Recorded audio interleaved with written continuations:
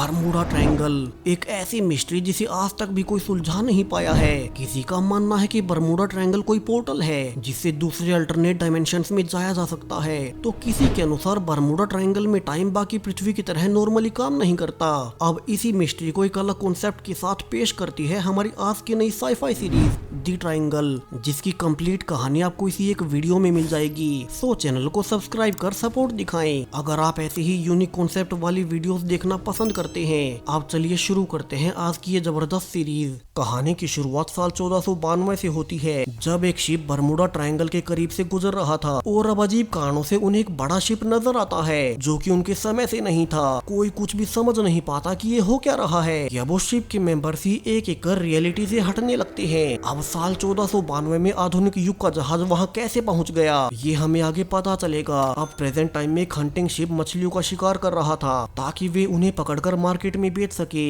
कि उन्हें रोकने के लिए एक छोटी सी बोट से कुछ लोग चिल्लाते भी हैं कि ये सब लीगल नहीं, उन्हें यहाँ मछलियों का शिकार नहीं करना चाहिए। लेकिन बड़ी शिप के लोग उनकी एक नहीं सुनते और एक व्हेल के दिखते ही उसे शूट कर देते हैं, जिसके कि तुरंत बाद उस बड़े शिप में एक जोर का ब्लास्ट हुआ था और वो शिप दो हिस्सों में टूटकर आखिरकार पानी में समा ही जाता है। वो खुद तो पानी में डूबा ही, उसकी वजह से वो छोटी बोट भी लहरों के कारण पलट गई। उस बोट का मेन गाइड मीनो अपने साथियों को डूबता देख उन्हें बचाने की कोशिश भी करता है, मगर उसके अलावा उसके सभी पैसेंजर्स मारे गए और वो अकेला ही इस एक्सीडेंट के बाद जिंदा बच पाया। अब यहाँ से हमें एक बड़ा बिजनेसमैन एरिक दिखाया जाता है, जिसकी की काफी सारी बड़ी बड़ी शिप्स इसी बरमूडा ट्रायंगल में कहीं मिसिंग हो गई थी। वो परेशान था क्योंकि न सिर्फ उसे बिजनेस में नुकसान हुआ, बल्कि अब तो कोई वर्कर भी उसकी शिप्स पर काम करने को तैयार न था। एरिक अपने असिस्टेंट एरन से कहता है कि उन्हें मीनो से मिलना चाहिए, जो कि उस इंसिडेंट का इकलौता बचा हुआ सर्वाइवर है। उन्हें घटना की जगह से एक पुरानी बॉडी भी मिली थी जो कि अब तक सड़ चुकी थी। और अजीब बात कि जो उस बॉडी के गले में क्रॉस लटका हुआ था वो तो 15वीं शताब्दी से था। एरिक को कुछ भी समझ नहीं आता कि वे करे क्या। अगर ऐसे ही चलता रहा तो उसकी शिपिंग कंपनी डूब जाएगी। और वो एरन से कहता है कि वो दुनिया की 4 मशहूर वैज्ञानिकों की एक टीम बनाएगा जो कि इस बरमूडा ट्रायंगल पर रिसर्च कर ये पता करे कि उनकी शिप्स वहाँ से जाती कहाँ है। दूसरी ओर उस घटना की इकलौते सर्वाइवर मीनो से मिलने एक रिपोर्टर होवर्ड हॉस्पिटल में पहुँचता है। यहाँ शुरू में उसे नर्स ने अंदर जाने से भी मना कर दिया था, मगर वो किसी तरह से अंदर जाकर पूछताछ करने लगता है कि मीनो के साथ उस दिन हुआ क्या था। अब मीनो को जितना भी पता था वो बताने लगता है कि उस दिन अचानक से ही वो बड़ा शिप डिस्ट्रॉय हो गया और उसी की वजह से उनकी छोटी बोट भी डूब गई। होवर्ड समझ जाता है कि ये तो वही बरमूडा ट्रायंगल वाली लोकेशन है जहाँ ऐसी रहस्यमयी घटनाएं पहले भी हो चुकी हैं। अब होवर्ड जब पूछताछ के बाद अपने घर जा ही रहा था कि एरिक का असिस्टेंट एरन उसे लेटर देने आता है कि उसे मशहूर बिजनेसमैन एरिक की ओर से अपनी रिसर्चर्स की टीम में शामिल होने के लिए बुलाया गया है। एरिक इसके लिए रेडी था क्योंकि उसकी पत्नी से डिवोर्स हो रहा है और अब उसे अपनी बेटी की परवरिश के लिए हर महीने अपनी पत्नी को एलिमनी देनी पड़ेगी। इस टीम का दूसरा मेंबर ब्रूस को चुना जाता है, जो कि वैसे तो एक फिजिक्स का प्रोफेसर है, मगर एडवेंचर स्पोर्ट्स में उसकी खासी दिलचस्पी के चलते उसे कई बार प्रॉब्लम्स का सामना करना पड़ता है। आज भी खतरनाक मौसम में स्काई डाइविंग करने के कारण जब पुलिस उसे अरेस्ट करने आती है तो एरन आकर उसे छुड़ा लेता है और एरिक की टीम में शामिल होने का लेटर ऑफर करता है। टीम का तीसरा साथी स्टैन होगा, जो कि एक वेल एक्सपीरियंस्ड साइकिक है। और आखिरी मेंबर के रूप में एमिली को चुना गया था, जिसे कि समुद्र के नीचे की अच्छी खासी जानकारी है। अब शाम को चारों ही मेंबर्स एरिक के दिए हुए एड्रेस पर इकट्ठा होते हैं और एरिक उनसे मिलकर खुद के बारे में बताने लगता है कि कैसे उसकी शिपिंग कंपनी के 6 शिप्स सारे ही क्रू समेत पिछले 1 साल के अंदर इसी बरमूडा ट्रायंगल के आसपास गायब हुए हैं, जिनका कभी किसी को कोई सुराग नहीं मिला कि वे गए कहाँ। उसके शिप्स के क्रू मेंबर्स हमेशा प्रोफेशनल्स होते हैं, मगर फिर भी कभी किसी का कोई हेल्प का मैसेज तक नहीं मिला। एरिक चारों को अपनी एक शिप भी दिखाता है जो कि इकलौती ऐसी शिप थी जो कि उस बरमूडा ट्रायंगल से वापस लौटी। लेकिन इस शिप के 25 क्रू मेंबर्स में से सिर्फ 7 ही बचे, बाकी 18 कहाँ गए किसी को नहीं पता। इन बचे हुए 7 मेंबर्स के हिसाब से इन्होंने एक पुरानी स्पेनिश शिप देखी थी जो कि कई सदियों पहले बनाई जाती थी और इस समय में तो उनका दिखना असंभव है, यानी कि यही वो शिप थी जो कि कहानी के शुरू में साल 1492 में पहुंच गई। एरिक बताता है कि वहीं 18 क्रू मेंबर्स कहीं मिसिंग हो गए और साथ ही वापस लौट पाए। शिप के इंजन रूम में हर और काई लगी थी, मानो वो काफी समय तक पानी के अंदर रहा हो। अब एरिक चारों को ही ऑफर करता है कि वे उसके लिए एक टीम बनाकर बरमूडा ट्रायंगल की मिस्ट्री को सॉल्व करें। उसने 4 अलग अलग फील्ड्स के एक्सपर्ट्स को इकट्ठा किया है, उन्हें वो रिसर्च के लिए सब कुछ देगा और अगर वे इस मिस्ट्री को सॉल्व कर लेते हैं तो वो हर एक मेंबर को 50 करोड़ रुपए देगा और चारों ही इस ऑफर को स्वीकार भी कर लेते हैं। दूसरी ओर इकलौता सर्वाइवर मीमो अपनी पत्नी हेलेना के पास वापस से घर जा रहा था और वो देखने लगता है कि अजीब कारणों से जब से वो उस दुर्घटना से वापस लौटा है तब से उसकी लाइफ में कई सारे बड़े बड़े बदलाव आ गए हैं, मानो वो किसी और ही दुनिया में आ गया हो। क्योंकि जब वो घर पहुंचकर अपने बेटे और पेट डॉग से मिला ही था कि उसकी और उसका छोटा बेटा भी भागकर आता है, लेकिन मीनो के अनुसार तो उसका कोई दूसरा बच्चा था ही नहीं, उसका तो सिर्फ एक ही बेटा था। उसकी पत्नी कहती है कि शायद से उसकी मेमोरी पर उस दुर्घटना का कोई बुरा प्रभाव पड़ा होगा, उसे खुद को थोड़ा वक्त देना चाहिए। अब मीनो के आसपास की पूरी ही दुनिया कैसे बदल गई, ये बहुत बड़ा राज है जो कि हमें आगे पता चलेगा। दूसरी ओर एयरपोर्ट पर चारों ही मेंबर्स इकट्ठा होकर डिस्कस करने लगते हैं कि वे अपनी रिसर्च कहां से शुरू करें और ब्रूस जो कि मनमोजी किस्म का आदमी है वो सुझाव देता है कि उन्हें कुछ करने की जरूरत नहीं, वे एरिक को झूठी रिपोर्ट बनाकर दे देंगे और उसे सारे पैसे ले लेंगे क्योंकि वैसे भी आज तक कोई बरमूडा ट्रायंगल की मिस्ट्री को सुलझा नहीं पाया है। अब तक एरन सभी की फ्लाइट टिकट्स लेकर आ चुका था, वो उन्हें उसका सारा डेटा भी प्रोवाइड करता है जो कि उनकी कंपनी के पास बरमूडा ट्रायंगल को लेकर अब तक था। सभी अपनी फ्लाइट का इंतजार कर ही रहे थे कि अब उनसे पहले वाली फ्लाइट दिखाई जाती है जिसने की उनसे पहले उड़ान भरी थी। यहाँ प्लेन के अंदर हेदर नाम की एक लड़की वॉशरूम यूज करने अंदर जाती है कि तभी प्लेन के पायलट्स देखते हैं कि अचानक से ही उनके सामने एक पोर्टल से काफी सारे फाइटर जेट्स निकल आए हैं। इससे भी अजीब बात कि ये जेट्स इस समय से नहीं थे, जिस कारण से प्लेन उनसे बचाने के चक्कर में समुद्र में ही क्रैश हो जाता है। और इसकी खबर सुनते ही एरिक अपनी टीम को फोन कर खबर करता है कि वे अगले वाली फ्लाइट से सफर ना करें। एरन यहाँ से चारों को रिसीव कर एक पर्सनल हेलीकॉप्टर से रिसर्च लैब तक ले जाने लगता है। वो बताता भी है कि एरिक उनकी सहूलतों के लिए कितना भी पैसा खर्च करने को तैयार है, उन्हें सिर्फ अपने काम पर ध्यान देना है। चारों को यहाँ से एक सबमरीन में बैठाकर पानी के नीचे भेजा जाता है ताकि वे प्लेन का जायजा ले सके जो कि अभी कुछ ही देर पहले पानी में क्रैश हुआ था। और अजीब बात कि अब तक इस प्लेन पर जंग लग चुका था, मानो वो कई सालों से पानी में पड़ा हो। सिर्फ एक ही घंटे में भला इतना सब कैसे हो सकता है। चारों डिस्कस भी करते हैं कैसे अब प्लेन के अंदर कोई बॉडी भी नहीं है, सारे ही पैसेंजर्स गए कहाँ। सो प्लेन के अंदर देखने के लिए ब्रूस और एमिली पानी में निकलकर प्लेन के अंदर देखने जाते हैं और अंदर जाकर वे देखते भी हैं कि सारी ही सीट बेल्ट वैसे की वैसे लगी हुई है, लेकिन यहाँ एक भी बॉडी नहीं है। वे वापिस आने ही वाले थे कि उन्हें बाथरूम से किसी की आवाज आती है और खोलने पर इसके अंदर से एक बूढ़ी औरत उन्हें मिलती है जो कि अभी तक भी जिंदा थी। अब वापिस से शिप पर आकर वो बूढ़ी औरत सभी को बेहद ही हैरानी वाली बात बताती है।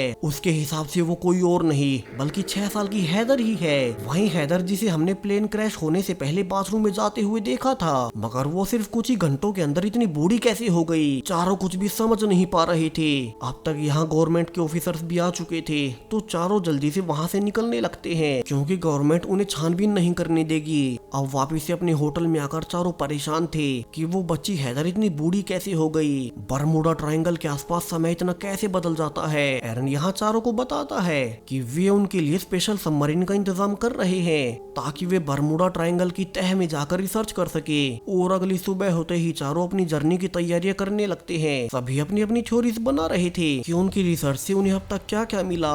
एमिली के अनुसार बरमूडा ट्रायंगल के बीचों बीच कोई पोर्टल खुला होगा जिससे कि सारी ही चीजें समय में आगे या पीछे जा रही हैं, लेकिन हॉवर्ड इससे सहमत नहीं था। उनकी सबमरीन बरमूडा ट्रायंगल के करीब जाती जा रही थी और उन्हें रास्ते में पानी के नीचे कई सारे पुराने जहाज दिखाई देते हैं जो कि उनके समय से नहीं थे, वे काफी पुराने समय से थे। वहीं जैसे जैसे वे बरमूडा ट्रायंगल के सेंटर के पास जाते जा रहे थे सबमरीन का पूरा ही सिस्टम मेल फंक्शन करने लगता है। सभी क्रू मेंबर्स मेमोरी ओवरलैप्स का सामना करने लगते हैं, मानो उनके आसपास की रियलिटी ही ग्लिच कर रही हो।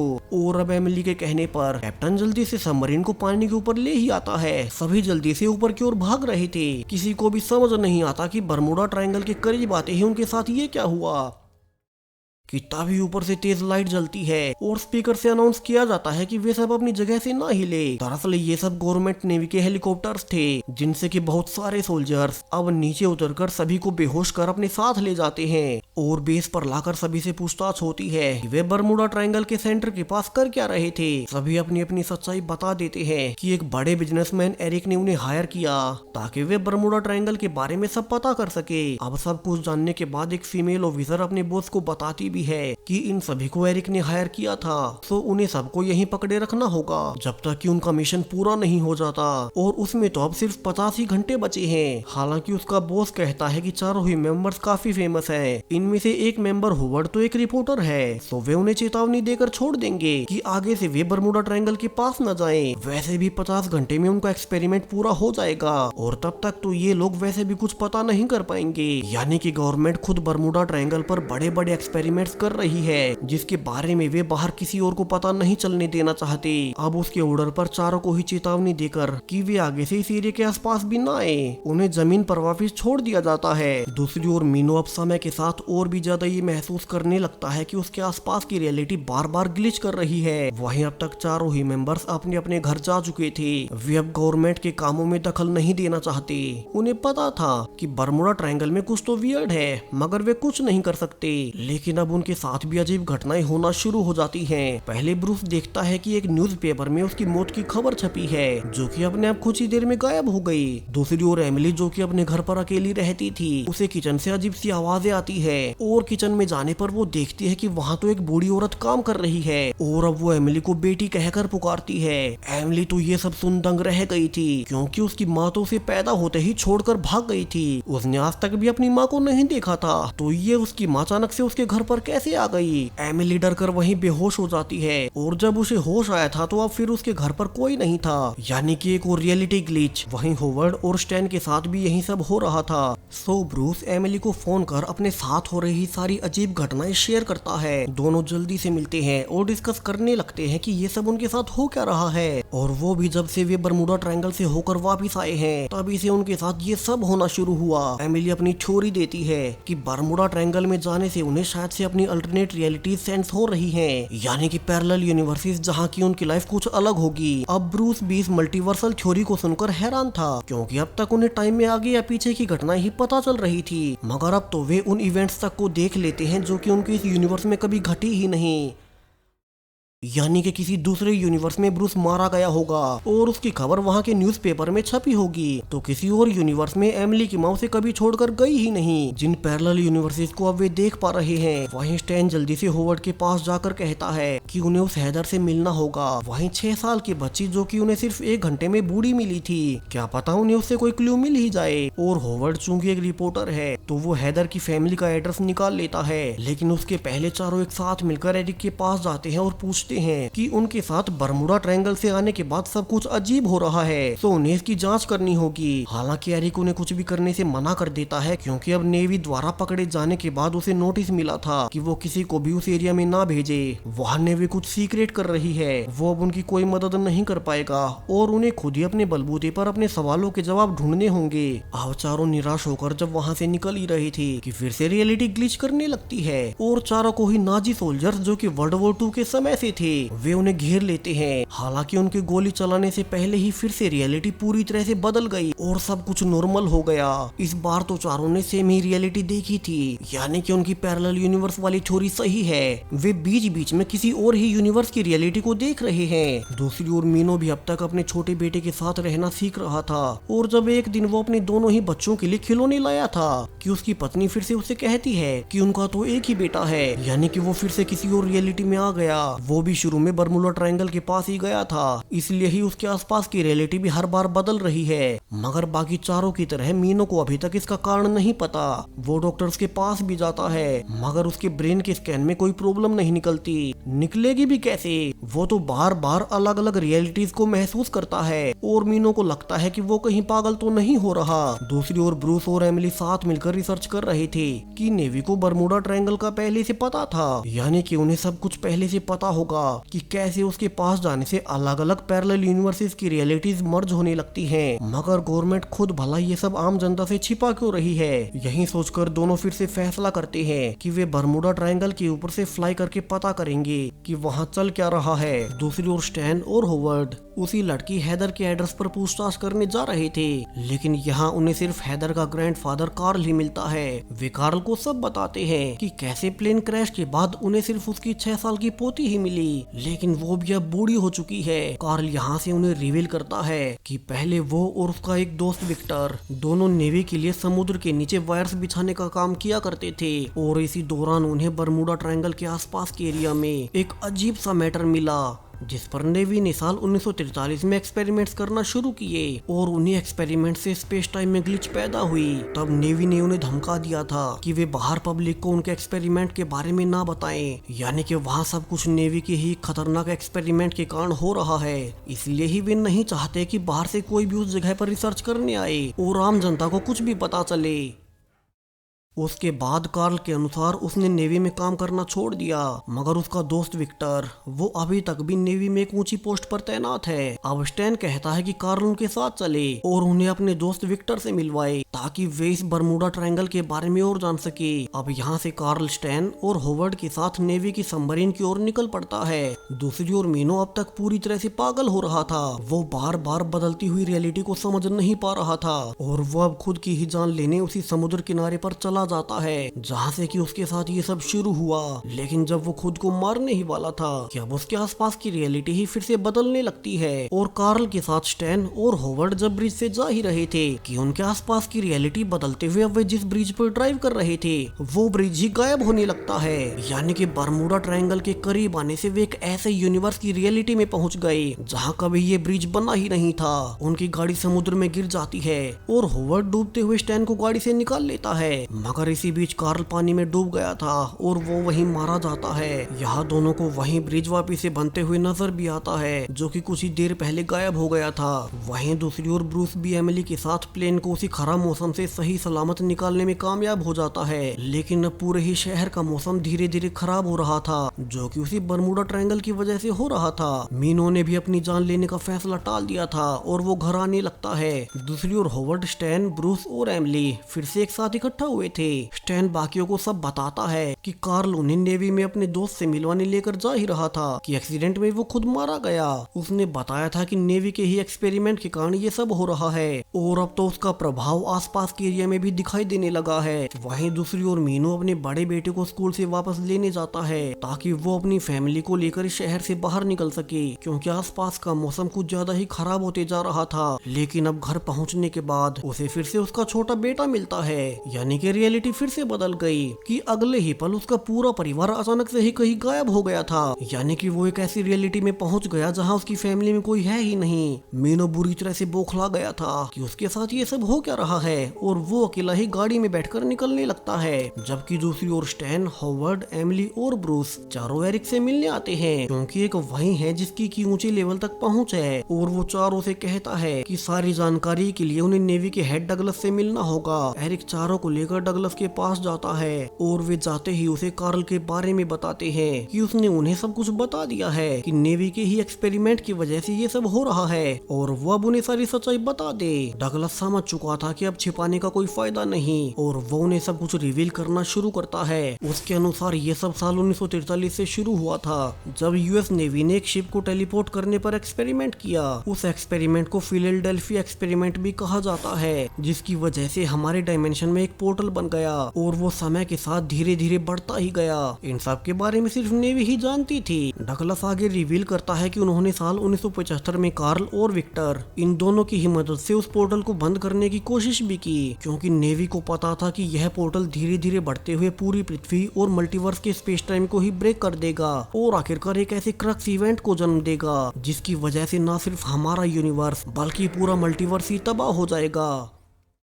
ये घटना वैज्ञानिकों के अनुसार आज रात 11:06 पर घटेगी। सो उसे रोकने के लिए नेवी ने एक मशीन बनाई और उसके द्वारा वे उस क्रक्स इवेंट के कुछ ही देर पहले एक बड़ा ब्लास्ट करेंगे ताकि उस इवेंट को टाला जा सके और मल्टीवर्स बचाया जा सके। अब ब्रूस और एरिक आगे पूछते हैं कि वहाँ इतने सालों से लोग, जहाज, प्लेन सब कुछ कहाँ गायब हो रहे थे और वहाँ से आने के बाद हमें वे विजन्स क्यों आ रहे हैं। डगलस उन्हें बताता है कि वे सब चीजें किसी दूसरी टाइमलाइन या अल्टरनेट रियलिटीज में उस पोर्टल की वजह से टेलीपोर्ट हो रही हैं। तुम्हारे वे विजन सिर्फ विजन नहीं बल्कि तुम अपनी ही दूसरी अल्टरनेट रियलिटी देख पा रहे हो, क्योंकि उस पोर्टल की वजह से मल्टीपल टाइमलाइंस और मल्टीवर्स एक दूसरे में कई बार टकरा रहे हैं। अब स्टैन पूछता है कि उसने अब उन्हें ये सच्चाई क्यों बताई और डगलस कहता है कि उसे शुरू में लगा नहीं था कि वे सब मिलकर बरमूडा ट्रायंगल के बारे में इतनी जानकारी निकाल लेंगे। हालांकि किसी को भी डरने की कोई जरूरत नहीं, क्योंकि अब सब कुछ ठीक होने वाला है। इसलिए उन्हें बस कल सुबह का इंतजार करना होगा जब नेवी के उस ब्लास्ट के बाद सब कुछ ठीक हो जाएगा। सो चारों वापिस से आकर फिर से डिस्कस करते हैं कि नेवी के इतने साइंटिस्ट इसके पीछे हैं तो उन्हें डरने की जरूरत नहीं। डगलस सच ही कह रहा होगा और कल तक सब कुछ ठीक हो जाएगा। ब्रूस तो ये जानकर खुश था कि वे कल अमीर बनने वाले हैं, क्योंकि एरिक ने उन्हें 50 करोड़ रुपए देने का वायदा किया था।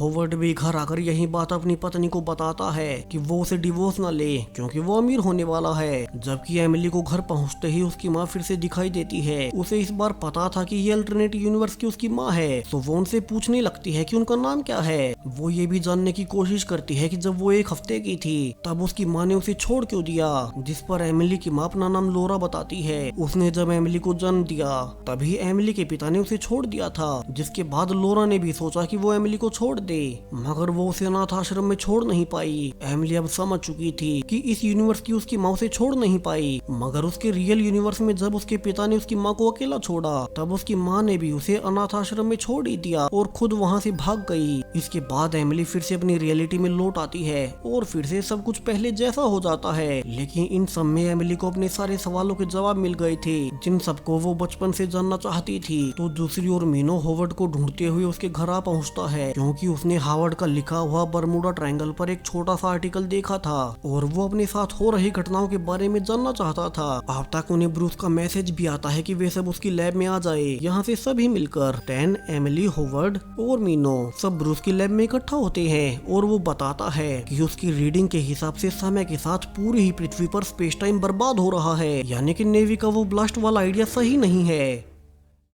एमिली को भी एक नल से पानी गिरता देख स्ट्राइक होता है। वो कहती है कि जब 1943 में पहली बार नेवी ने वो एक्सपेरिमेंट किया था उससे स्पेस टाइम में एक रिपल इफेक्ट जनरेट हुआ जो कि समय में आगे और पीछे कई बार रियलिटीज को प्रभावित करने लगा। और चूंकि रिपल इफेक्ट के खत्म होने से पहले एक आखिरी बार बहुत बड़ा इफेक्ट पानी पर पड़ता है, इसलिए ही हाल के कुछ समय में टाइम ट्रेवल और मल्टीवर्स की घटनाओं में तेजी आई, क्योंकि वो पोर्टल जो कि नेवी एक्सपेरिमेंट्स के कारण बना था अब वो खुद ब खुद बंद होने की कगार पर है। नेवी को अब कोई ब्लास्ट करने की जरूरत नहीं, वरना तो वो पोर्टल फिर और तेजी से बढ़ने लगेगा और इस बार पूरा मल्टीवर्स ही तबाह हो जाएगा। एग्जैक्टली उसी तरह जिस तरह पानी में पत्थर मारने के बाद कुछ देर बाद सब कुछ शांत हो जाता है, उसी तरह साल 1943 से पैदा हुआ ये रिपल इफेक्ट आज खत्म हो जाएगा। एमिली ये भी कहती है कि नेवी पोर्टल को छेड़कर फिर से साल 1943 वाली गलती दोहरा रही है और उन सभी को मिलकर उन्हें इस आज रात वाले धमाके को करने से रोकना होगा। हालांकि होवर्ड की शंका थी कि वे नेवी बेस तक पहुंचेंगे कैसे, लेकिन अब उनके साथ मीनू था और वो सभी को अपनी बोट पर बैठाकर बरमूडा ट्रायंगल की ओर निकल पड़ता है। स्टैन सबको एक और राज खोलता है कि असल में एरिक को भी उन्हीं की तरह अपने भाई का विजन दिखता था, जो कि शायद से उसकी एक शिप में उसी बरमूडा ट्रायंगल में कहीं गायब हो गया होगा। यही वजह थी कि उसने अपनी एक टीम बनाई ताकि वो अपने भाई को वापस लाने का रास्ता खोज पाए। ये सब स्टैन ने तभी महसूस कर लिया था जब वे डगलस के पास गए थे। अब तक नेवी के प्लेन्स ने उन्हें नोटिस कर लिया था और अब तक ब्लास्ट का वक्त भी हो चुका था, यानी कि पूरी ही टीम ब्लास्ट को रोकने में नाकाम रही। जहां नेवी के उस ब्लास्ट के बाद चारों ओर एक सफेद रोशनी फैल जाती है और देखते ही देखते सारे प्लेन ब्लास्ट होने लगते हैं। नेवी की गलती से वो पूरा ही पोर्टल और ज्यादा बढ़ गया, जिससे अब पूरी ही दुनिया खत्म होने लगती है। हालांकि इस दौरान होवर्ड गलती से उस सफेद पोर्टल में गिर गया था, जिससे कि वो टाइम ट्रेवल कर फिर से उसी समय में वापस आ जाता है जब वे कार्ल के साथ नेवी बेस पर जा रहे थे। इस बार फिर से उनके साथ वही दुर्घटना होती है और ब्रिज के गायब होने से सभी पानी में गिर जाते हैं, लेकिन इस बार उन्हें पता था कि उन्हें कार्ल को मरने से बचाना है और होवर्ड इस बार स्टैन को ना बचाते हुए सीधा कार्ल को बचाने जाता है। इस बार उसने टाइमलाइन को ही बदल दिया था। इस बार उसने कार्ल को मरने नहीं दिया बल्कि उसकी जगह स्टैन मारा गया। होवर्ड कार्ल को लेकर जल्दी से एमिली और ब्रूस के पास जाता है और फिर वो एरिक को बुलाकर सारी ही सच्चाई बताने लगता है कि वो इस समय को पहले भी जी चुका है और जल्द ही नेवी के ब्लास्ट की वजह से पूरा ही मल्टीवर्स नष्ट हो जाएगा। सो उन्हें इस बार नेवी को ब्लास्ट करने से रोकना होगा। हालांकि एरिक को उसकी बातों पर भरोसा नहीं था और वो गुस्से में उन्हें जाने को कहता है। होवर्ड को पता था कि वे लेट नहीं कर सकते, सो वे जल्दी से मीनो को लेकर उसकी बोट से नेवी बेस की ओर निकल पड़ते हैं। इस बार वे पहले से जल्दी जा रहे थे ताकि वो ब्लास्ट होने से पहले ही बेस पर पहुंचकर उन्हें रोक सके, जबकि नेवी बेस पर अब तक सभी वैज्ञानिक उसी ब्लास्ट की तैयारियां कर रहे थे। वहां तक नेवी का हेड डगलस और मेन साइंटिस्ट विक्टर भी आ जाता है। उन्हें खबर मिली थी कि एक बोट तेजी से उन्हीं की ओर आ रही है, सो वे कुछ सोल्जर्स को भेज पहले उनकी बोट पर अटैक करते हैं और फिर सभी को उठाकर नेवी बेस में ले आते हैं। अब होवर्ड जल्दी से डगलस और विक्टर को सारी ही सच्चाई बताना शुरू करता है कि वो ये समय पहले भी जी चुका है। नेवी की वो ब्लास्ट करने से सब कुछ नष्ट हो जाएगा। उन्हें वो ब्लास्ट नहीं करना है बल्कि उस पोर्टल को खुद से बढ़ने देना है, जिससे रिपल इफेक्ट के चलते वो अपने आप बंद हो जाएगा। होवर्ड उन्हें पूरी रिपल इफेक्ट वाली थ्योरी सुनाता है जो कि उसे पिछली टाइमलाइन से पता चली थी। यहाँ कार्ल भी डगलस और अपने दोस्त विक्टर को यकीन दिलाता है कि ये लोग झूठ नहीं बोल रहे।